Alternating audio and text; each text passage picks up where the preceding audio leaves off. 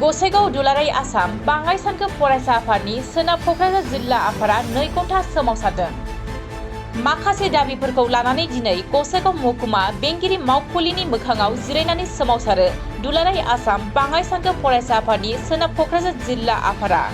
सोमावसारगिरिफोरा आधार कार्डनिफ्राय जानगाराव थानाय सुबुंफोरनो आधार कार्ड होनाय, सरकारि फरायसालिफोरखौ बन्द खालामनो थांखि लानायखौ बोखारफिननाय, फरायसाफोरनो बेसेन नाङै फरा बिजाब जगायनायखौ बन्द खालामनो थांखि लानायखौ बोखारनाय,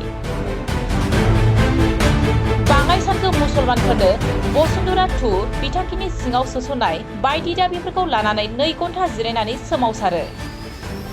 सोमावसारगिरिफोरा बीजेपी सरकार हाय हाय, गिबि मन्त्रि हिमन्त बिश्व शर्मा हाय हाय बायदि स्लगानजों महकुमा बेंगिरि मावखुलिखौ गोमखांहोयो।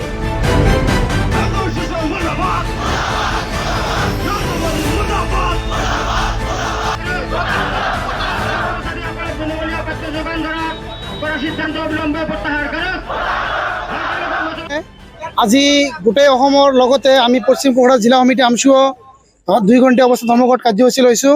আৰু আমাৰ মূলত উদ্দেশ্য হ'ল যে বিগত NRCৰ পৰা আজিলৈকে কিছুমান মানুহে আধাৰ কাৰ্ডটো পোৱা নাই।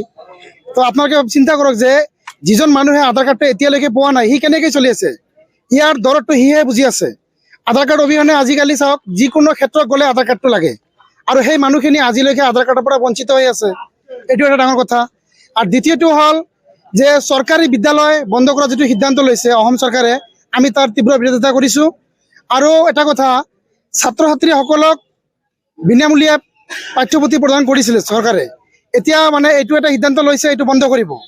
এটা বস্তু আমি বুজি নাপাওঁ চৰকাৰখনে একচুৱেলি কি বিচাৰি আছে। যিখন চৰকাৰে শিক্ষা চিকিৎসা এইবিলাকে ফ্ৰী দিব লাগে, এইবিলাক বন্ধ কৰি মানুহক খিচিৰি খুৱাই আছে, বিভিন্ন আঁচনি দি আছে, মানুহক এনেকৈ পংগু বনাৰ এটা চেষ্টা কৰি আছে চৰকাৰখনে। এইটো আমি ভাবিছোঁ, যাৰ কাৰণে আমি এইবিলাকৰ প্ৰতিবাদত আজি এই 2 ঘণ্টা অৱস্থান ধৰ্মঘট কাৰ্যসূচী লৈছোঁ।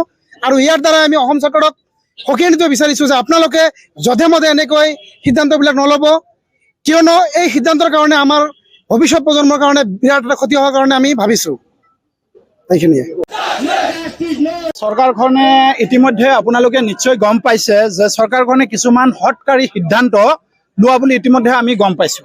এই হঠকাৰী সিদ্ধান্তবিলাকৰ ভিতৰত মানে আহোঁতে চৰকাৰখন মানে ইমান তলত পৰি গৈছে যিটো আমি ভাষাত প্ৰকাশ কৰিব পৰা নাই। আজি আপোনালোকে দেখিছে যে গোটেই অসম জুৰি প্ৰত্যেকটা জেগাতেই জিলা ভিত্তিতেই হওক, মহকুমাধিপতিৰ কাৰ্যালয়ৰ সন্মুখতেই হওক, আমি আজি এই 2 ঘণ্টা অৱস্থান ধৰ্মঘট কাৰ্যসূচী লোৱাৰ কাৰণে বাধ্য হৈছোঁ এই বৰষুণৰ বতৰটো। তাৰ কাৰণটো হ'ল আজি চাওক, প্ৰথম কথাটো হ'ল আমাৰ যে অসমৰ বুকুত মাননীয় চিফ মিনিষ্টাৰ ডাঙৰীয়া তথা বিজেপি চৰকাৰখনে যি এক হঠকাৰী সিদ্ধান্ত ল'বলৈ চেষ্টা কৰিছে, যে হঠকাৰী সিদ্ধান্তটো প্ৰথম 1 নম্বৰত মই ৰাখিব বিচাৰিছোঁ যে আজি চৰকাৰী বিদ্যালয়সমূহ বন্ধ কৰি দিয়াৰ কাৰণে এটা চক্ৰান্ত চলাই আছে। 1 নম্বৰ কথা, এই পদ্ধতিটো কোনো প্ৰকাৰে আমি মানি নলওঁ। সদৌ অসম সংখ্যালঘু ছাত্ৰ ইউনিয়নে ইহঁতৰ যি হঠকাৰী সিদ্ধান্ত, এই সিদ্ধান্তটো আমি মানি নলওঁ আৰু এই সিদ্ধান্তটো অনতিপলমে প্ৰত্যাহাৰ কৰিব লাগিব চৰকাৰখনে।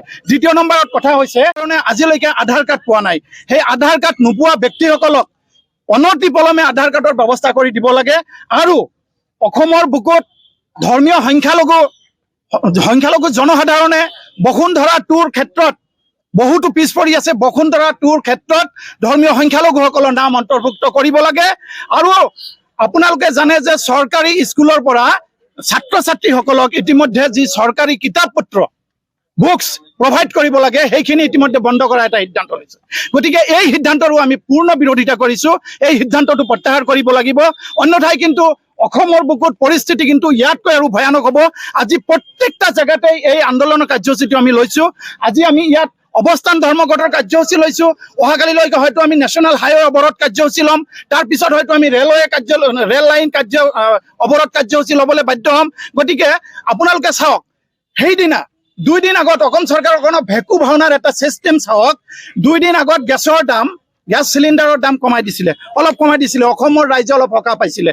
কিন্তু কি কৰিলে, এই এটা কথা আছে নহয় যে চামুচেৰে দিয়ে বেলচাৰে নিয়ে অলপ দিন আগত অলপ কেইটকামান কমাই দিয়া হ'ল ইতিমধ্যে আকৌ 200 টকাৰ ওপৰত প্ৰত্যেকটা গেছ চিলিণ্ডাৰৰ দাম বঢ়াই দিয়া হ'ল গতিকে এই যে অসমৰ ৰাইজক মাধমাৰ মাৰা এই যে অসমৰ ৰাইজৰ লগত হেতালি খেলা এই যে অসমৰ ৰাইজৰ লগত মানে যি ধৰণৰ উৎপাত অত্যাচাৰবিলাক কৰি আছে এই বস্তুবিলাক অসমৰ চিফ মিনিষ্টাৰ ডাঙৰীয়া তথা বিজেপি চৰকাৰে প্ৰত্যাহাৰ কৰিব লাগিব আপোনালোকে জানে ইতিমধ্যে যে আমি আন্দোলন কৰিলো ইতিমধ্যে কিন্তু সেই চিফ মিনিষ্টাৰ ডাঙৰীয়াই কি কৈছিলে যে যদি আমি কাৰেণ্টটো সঁচা অৰ্থত ভালকে দিব লগা হয় তেতিয়াহ'লে ইউনিট বঢ়াই দিব লাগিব ইউনিটৰ ক্ষেত্ৰত যিটো ৰেট সেই ৰেট বঢ়াই দিব লাগিব ইতিমধ্যে সেই ইউনিটৰ ৰেটটো বঢ়াই দিয়াৰ এটা সিদ্ধান্ত লোৱা হৈছে গতিকে এনেকুৱা ধৰণৰ মাধমাৰ অসমৰ সাধাৰণ জনসাধাৰণৰ মাথাত মাৰাটো সদৌ অসম সংখ্যালঘু ছাত্ৰ ইউনিয়নে কেতিয়াও মানি লোৱা নাছিলে আজিও নলওঁ অদূৰ ভৱিষ্যতেও নলওঁ অসমৰ জনগণৰ হৈ অসমৰ জনসাধাৰণৰ হৈ